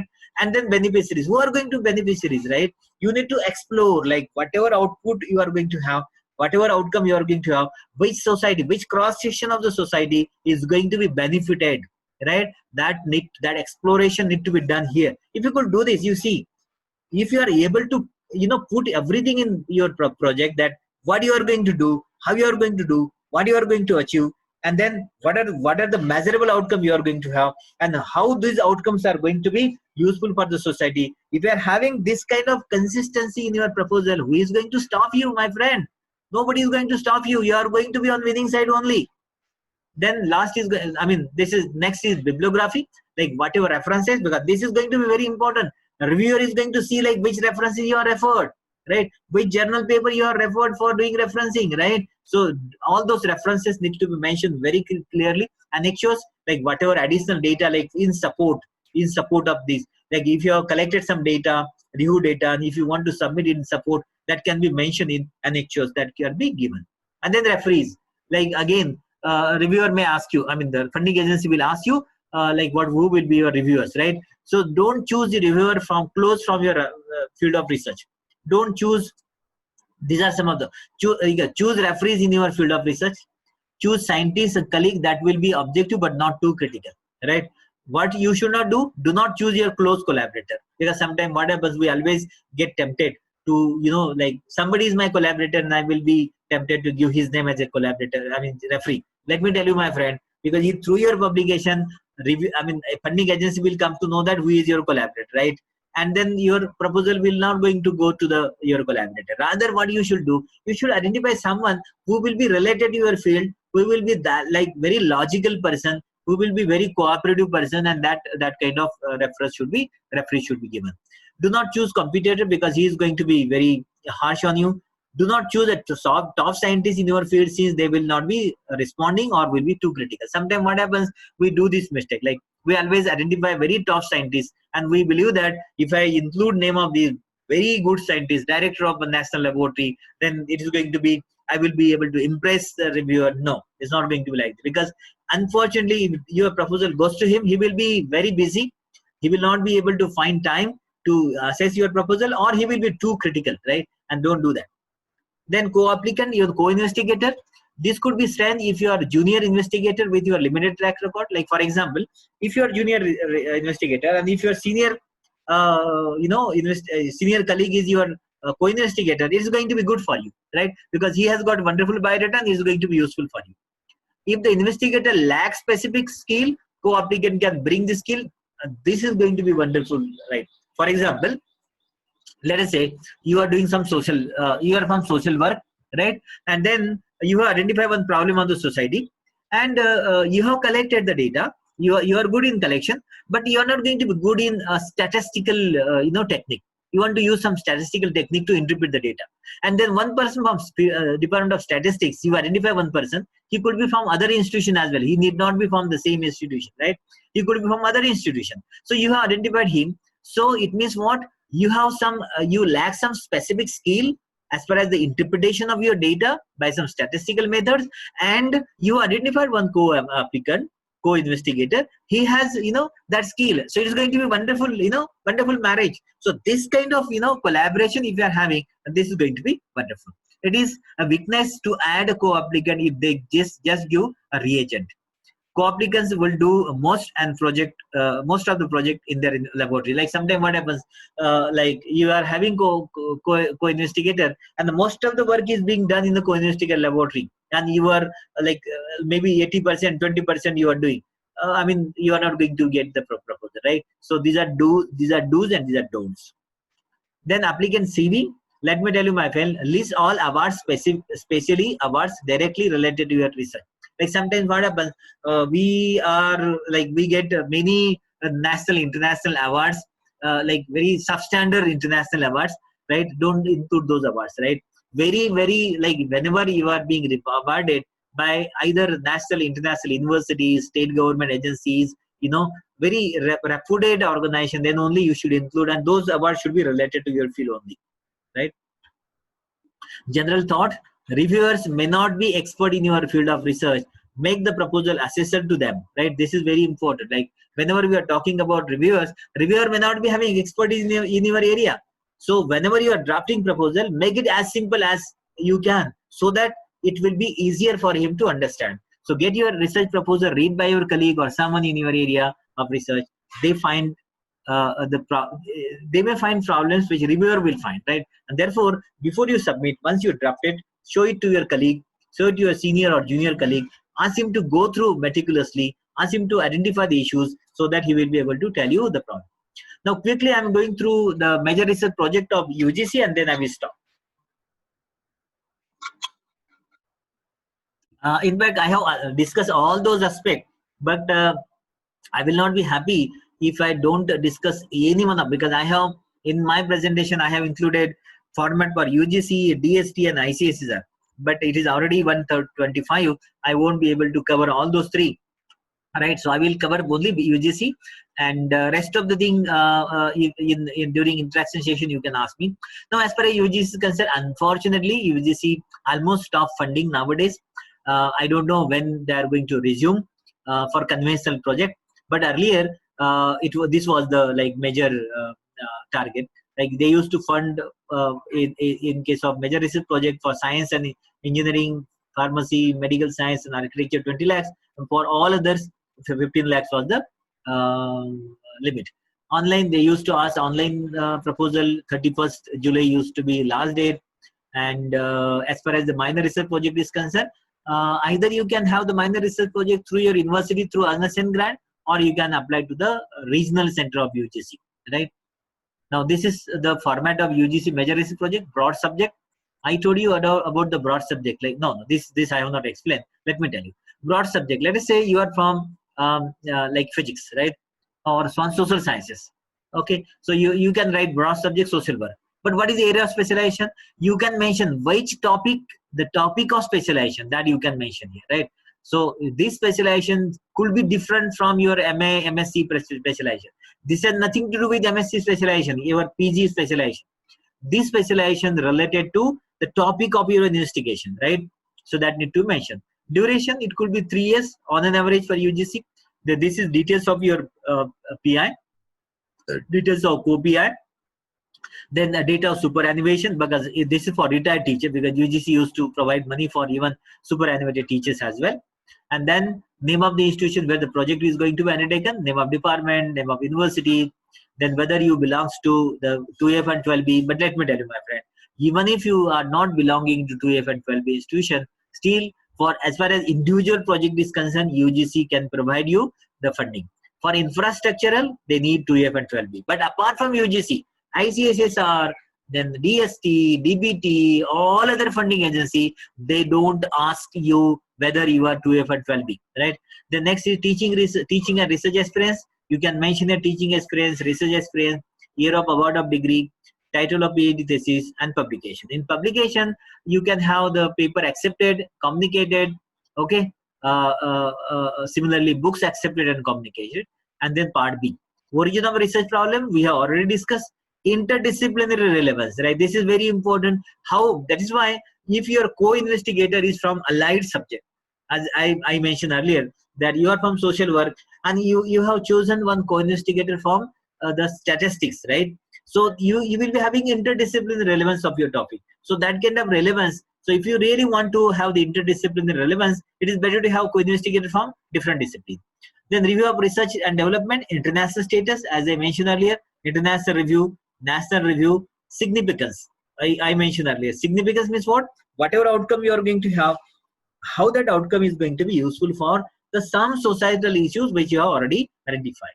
And its potential contribution to knowledge in the field of social relevance or national importance. Here, because this is same significance and this is going to be the same significance, here you can more emphasize on the outcome, and here you can give more emphasis on the social relevance or national importance, right? You can identify some national policy, right? And whether you can satisfy, let us say for example nowadays Skill India, Digital India, and then they Make in India. These are some of the national initiatives, right? So if you can address this, some of the national initiatives through your investigation, you can mention.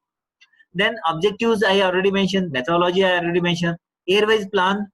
This also I have mentioned because you have to give year-wise plan.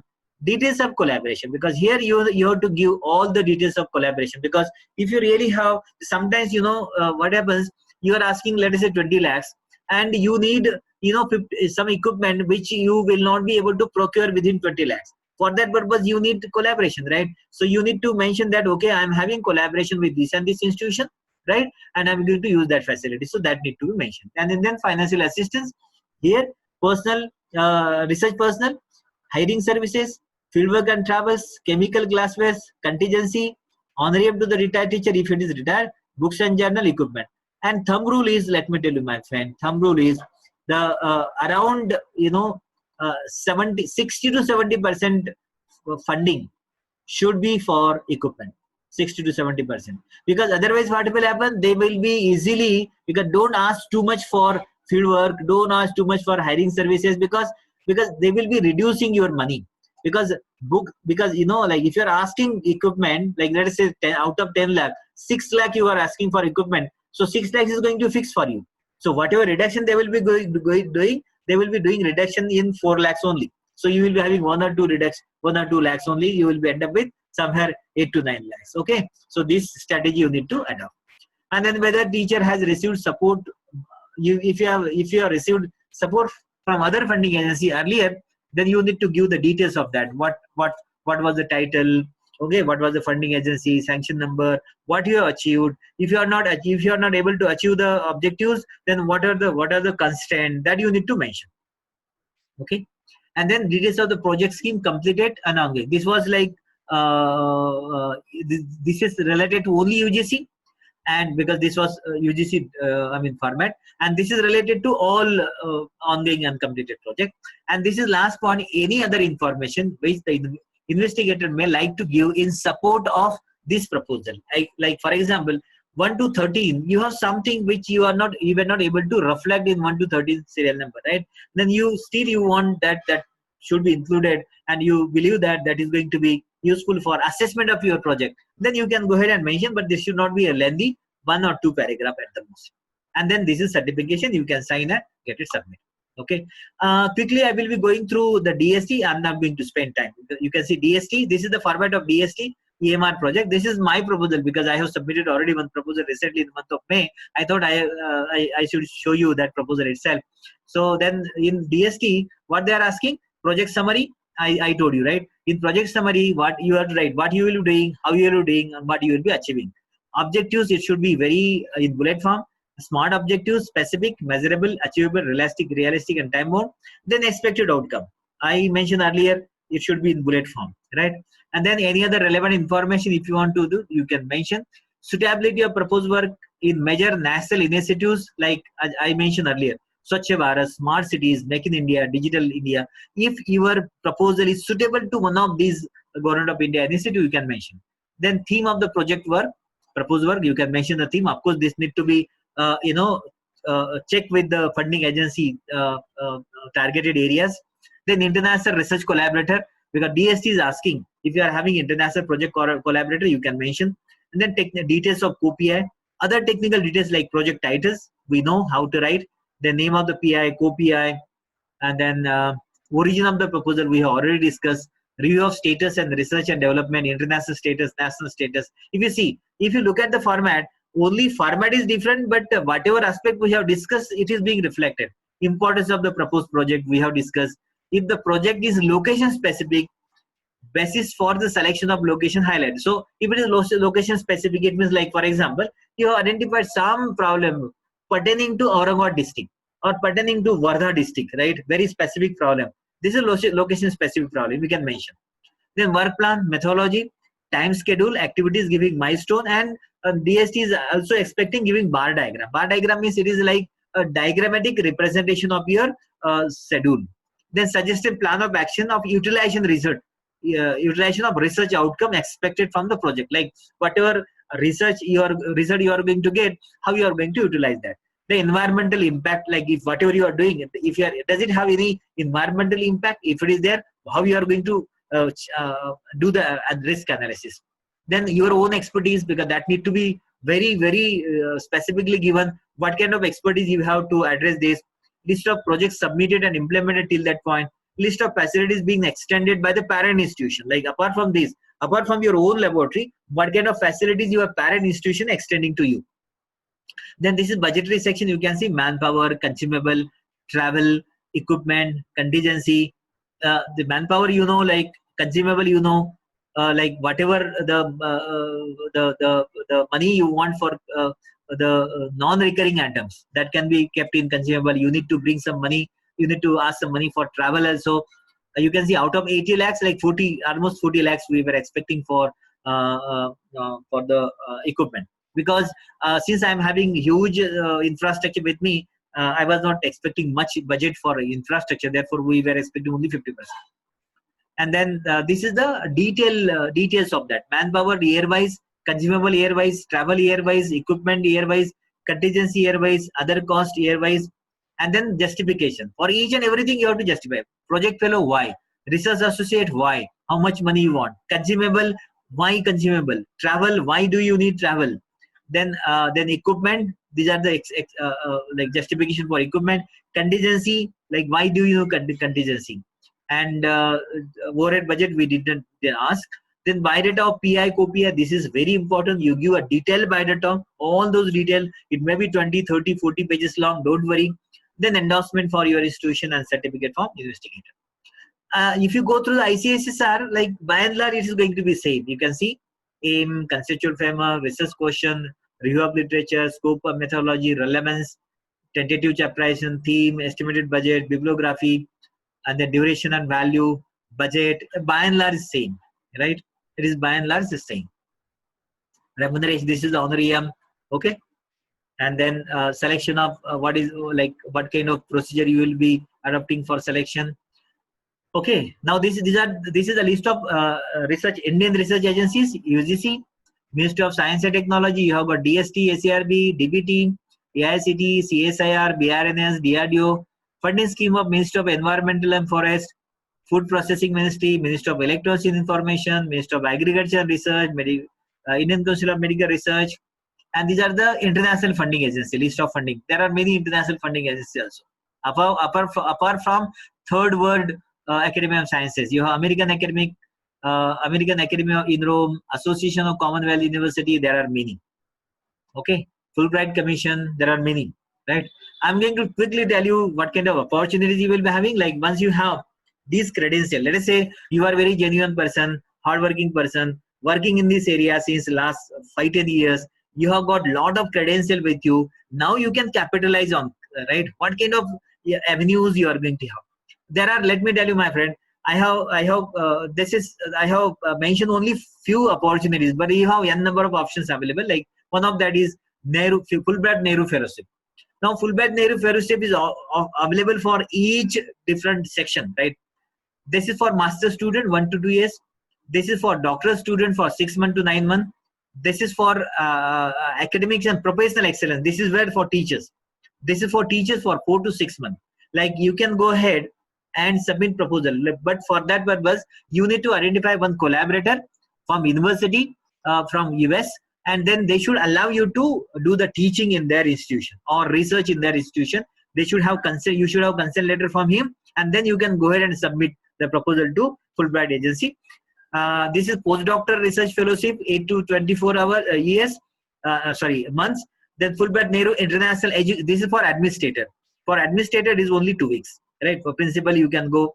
Head of the department can go, and Fulbright Nehru visiting chair program also available. So these are the different options for Fulbright Nehru Fellowship, and these are tentative guidelines for this year. July 15 is the guideline. I mean, last date. If you're really interested, you can go ahead and you can see. You can type in Google Nehru Fulbright Fellowship. You will get details of that, right? Then apart from that, you have got Hamburg International Fellowship awards if you want to go to Germany. Then if you want to go to Japan, this is JSPS International Fellowship. This is for teachers, let me tell you. This is for teachers as well as student, PhD as well as postdoc, as well as teacher. If you are having 4 to 5 publications, let me tell you, my friend, if you are having good 5 publications, you are going to get one or other fellowship. JSPS International Fellowship, Australian Fellowship for Indian teachers, Commonwealth Scholarship for UK, bilateral, and then there are, I mean, these are some of the countries like Germany, Japan, Australia, and UK. But let me tell you, my friend, that like as far as all developing and developed countries are concerned, India is having tie-up with them, bilateral tie-up with them. So there are bilateral program. If you visit ICSSR and DST website once in a week, you are going to come across one or other announcement, and then their bilateral programs are there. What do you mean by bilateral program? In bilateral program, you need to identify one collaborator from your counterpart. Let us say you want to submit proposal bilaterally with South Korea and view. So you identify one professor from South Korea. You prepare a joint proposal. You will be submitting proposal to your agency, and he will be submitting proposal to his agency. If the proposal is sanctioned, you can ask money for your visit, your student visit. You can visit for a couple of months. Your student can visit for a couple of months there. Similarly, you can invite the foreign professor and his student to your institution for a couple of months. That kind of facilities are available. And then let me tell you, my friend, whatever foreign exposure I have utilized all those. Like first time I got Bicycles Fellowship or DST to begin with. Then first time I got like Australian Fellowship rather. In 2006, then I got postdoctoral fellowship, Bicycles postdoctoral fellowships, and then I got fellowship from American Institute of Health. So like that, I went to the different countries and many fellowship in Japan, South Korea, and other countries. In summary, my friend, there are plenty of options. There are plenty of options for excelling yourself, for enhancing your research career, getting credential, research credential, funding, project. Because if you are having funding, then you will be having infrastructure, you will be having student with you, and you will be able to publish your data in good journal, and that will be a wonderful credential, wonderful platform for you to explore further, and you can visit as many countries as you can and enjoy your life like anything. But provided you need to be very, very innovative and proactive to tap on those opportunities. In summary, at the end, I would like to end with the wonderful quotation by Dr. B.R. Ambedkar. When we dream alone, it is only dream. But when we dream together, it is no longer dream. It is the beginning of new reality. Let me tell you, my friend, the reason why I have quoted this quotation today is like, if you really want to bring money to your institution, if you are working alone, then you will have some restriction. Let me tell you, my friend. But if you are together, if you form collaborative groups, if you are somehow could identify like-minded people within the institution, and if you are submitting proposal collaboratively, you are most likely to get the proposal. Most likely. If you are submitting individually, like you have got less probability. And therefore, my earnest request would be try to identify the like-minded people, have the collaboration within the institution level collaboration, and submit the collaborative proposal. Now, with this, I hope I must have addressed your all queries. I tried my level best to share my experiences Of course, like because of time limit, I was little bit in a hurry because I wanted to finish, because it is 1:45 almost, and I try to address the requirements of all the participants, and I hope that I must have addressed them. Thank you very much for patient listening, and I once again thanks to the organizer for giving me this wonderful opportunity to have interaction. Now, go to organizer for